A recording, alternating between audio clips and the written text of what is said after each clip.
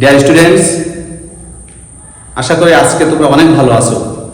কারণ পূর্বে যে ক্লাসটা আমি তোমাদের করাইছিলাম, তোমরা কমেন্টে জানিয়েছো, অ্যান্সার করেছো অনেকে, যারা কিছু পারতো না তারাও যে সমাধানটা করেছো, আমি তো অবাক হয়ে গেলাম। অত্যাধিক ভালো করেছো তোমরা, যে এত কঠিন গ্রামার, সহজ গ্রামার তোমরা অ্যান্সার করতে পারো না, কিন্তু কঠিন গ্রামারগুলো এত সহজে তুমি অ্যান্সারগুলো করেছো। তাও মনে হয় আজকের যে গ্রামারটা তার চেয়ে তোমাদের কাছে সহজ মনে হবে। তো কথায় নাই, কাজে দেখি। তো আজকের যে গ্রামারটা করাবো সেটা হচ্ছে কমপ্লেক্সে দো অন্ত থাকলে কি, সিম্পলে কি করতে হয়, আর কম্পাউন্ডে কি করতে হবে। একদম সহজ, বেশি কিছু মুখস্থ না করে খুব সহজে এগুলো অ্যান্সার করা যাবে। তো আমরা আগে চিনবো কি করে, যদি দো অন্ত থাকে সেন্টেন্সে বুঝতে হবে এটা হচ্ছে কমপ্লেক্স। যদি সেন্টেন্সের প্রথমে ইনস্পাইট অফ প্লাস সাবজেক্টের পজিটিভ ভার্বের আইএনজি এগুলো থাকলে বুঝতে পারে সিম্পল। আর কম্পাউন্ডের মাঝখানে বাদ থাকলে বুঝবো এটা কি কম্পাউন্ড, মাঝখানে যদি বাদ থাকে।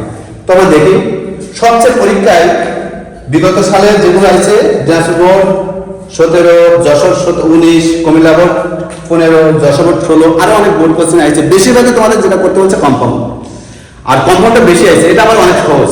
দেখো দুই জায়গায়, এক জায়গায় বাদ দিয়ে আরেক জায়গায় একটু চেঞ্জ করো, তাতে অ্যান্সার হয়ে যাবে। তো দেখি, এটা আছে কমপ্লেক্স, কারণ আমাদের দোয়াল তো আছে, এটা দেখে বুঝতে পারলাম যে এটা কমপ্লেক্স। তো কমপ্লেক্সে যদি দোয়াল থাকে, দোয়াল আমি বাদ দিয়ে দেবো, দোয়াল বাদ। এখানে মাঝখানে একটা কমা আছে, এই কমাটা বাদ দিয়ে এখানে একটা বাদ বসাবো। এটা যেহেতু আমার কম্পাউন্ড করতে বলছে, এটা হচ্ছে চট্টগ্রাম বোর্ড 2019 আছে, আমাকে বলছে কম্পাউন্ড করতে। বেশিরভাগই তোমাদের কম্পাউন্ড করতে বলছে, বেশিরভাগই। তো কিভাবে সিম্পল করতে ওটাও আমি দেখাই দেবো। তো দেখি তাহলে অ্যান্সারটা কি হয়। তাহলে দুটো বাদ, he had a vast wealth but he did not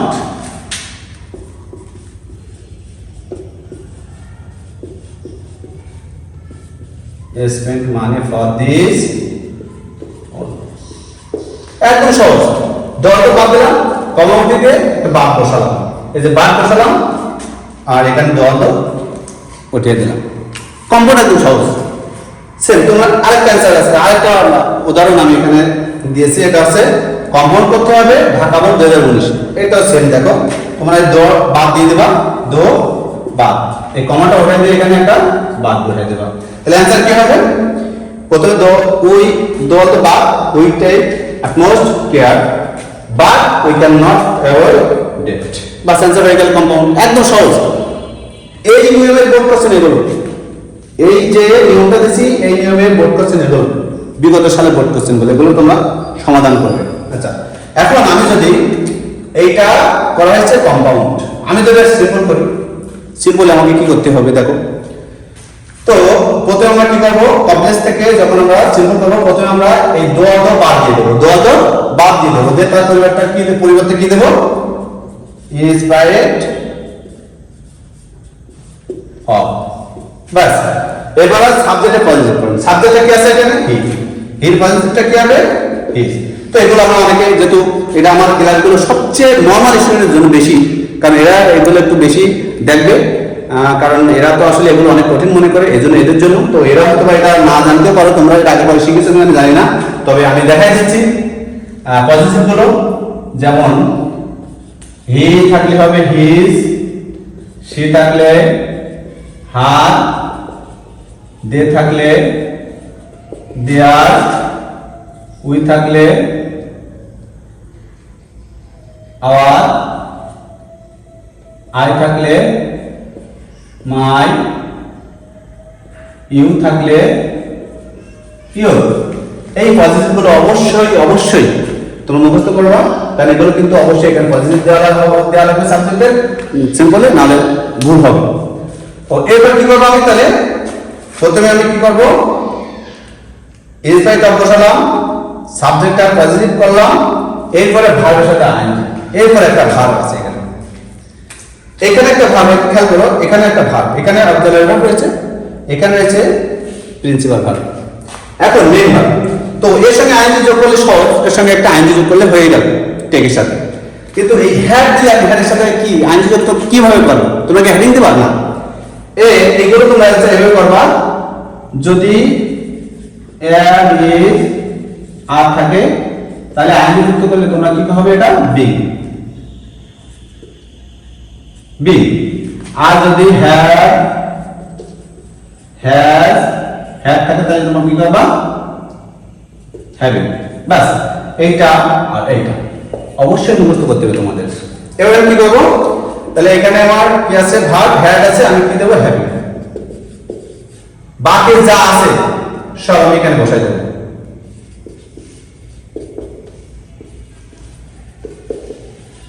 কমা বসে যাবে, he did not